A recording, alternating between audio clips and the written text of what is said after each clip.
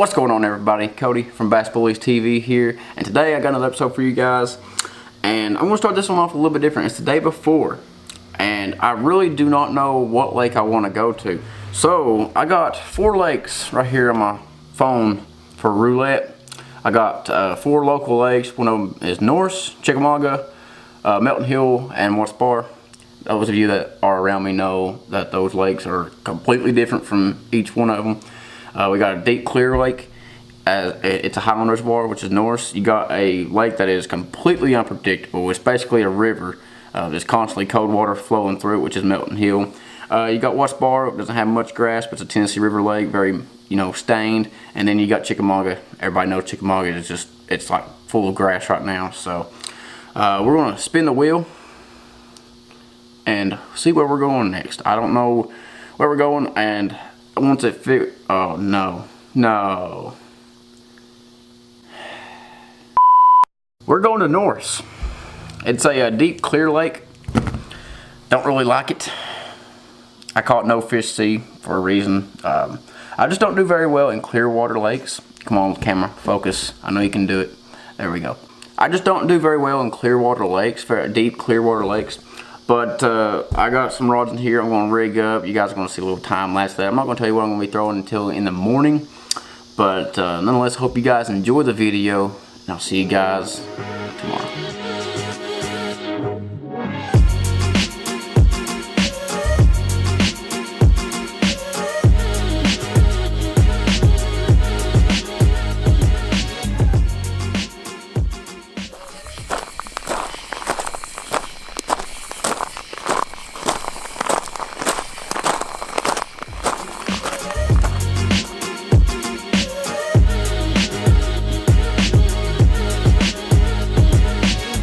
What's going on, guys? It's the next day. We are here on beautiful Norse Lake. It's pretty chilly. I'm gonna give you guys a quick rundown on how the weather's been lately. We haven't had a very hot summer in the first place, but it was pretty mild this past week, low to mid 80s and upper 60s to mid 60s during the mornings. Now it's like we've had our first major cold front.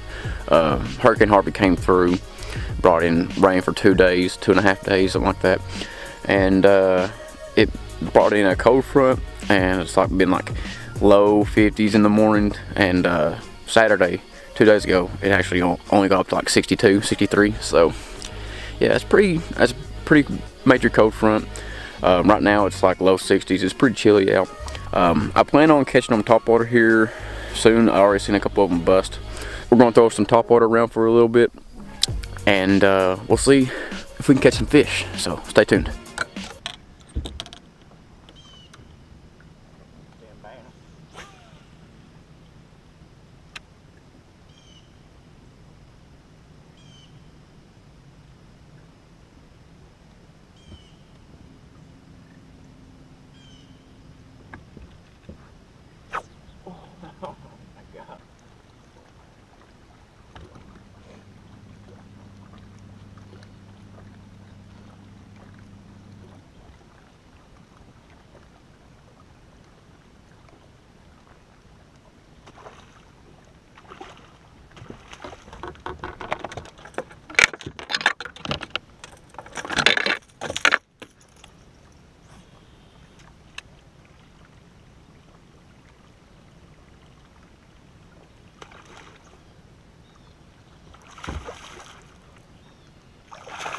Oh my God.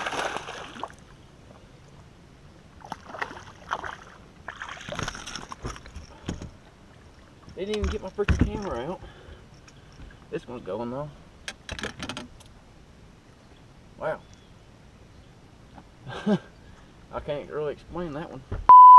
There you go, guys. That's a I don't know. He's 18 inches, close to it. Smallmouth.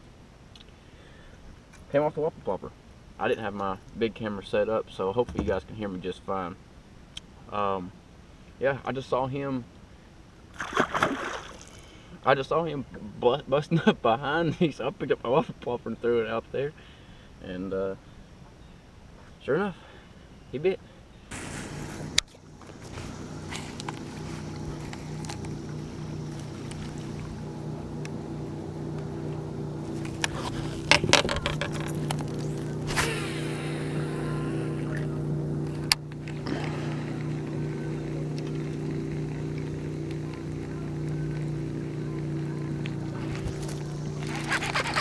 There's another smallmouth.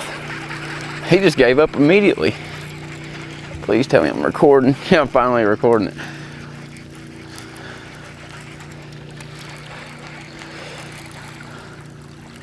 It's another good smallmouth.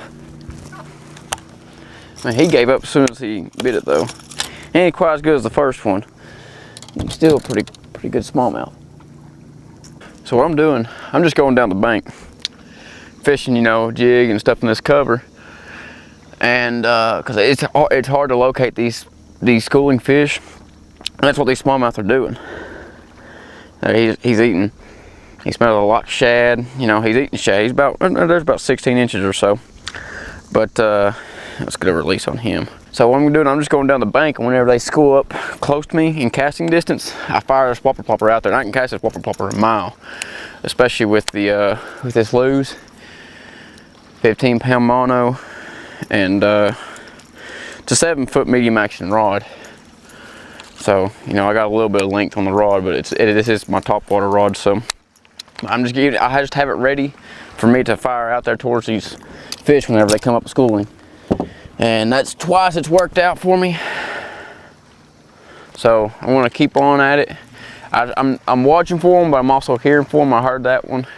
So let's keep at it.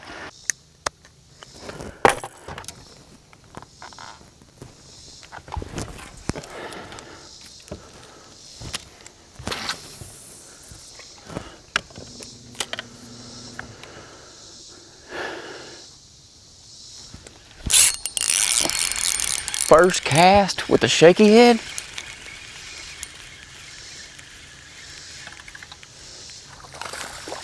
I mean, he's not big, but first cast with a shaky head. That's crazy.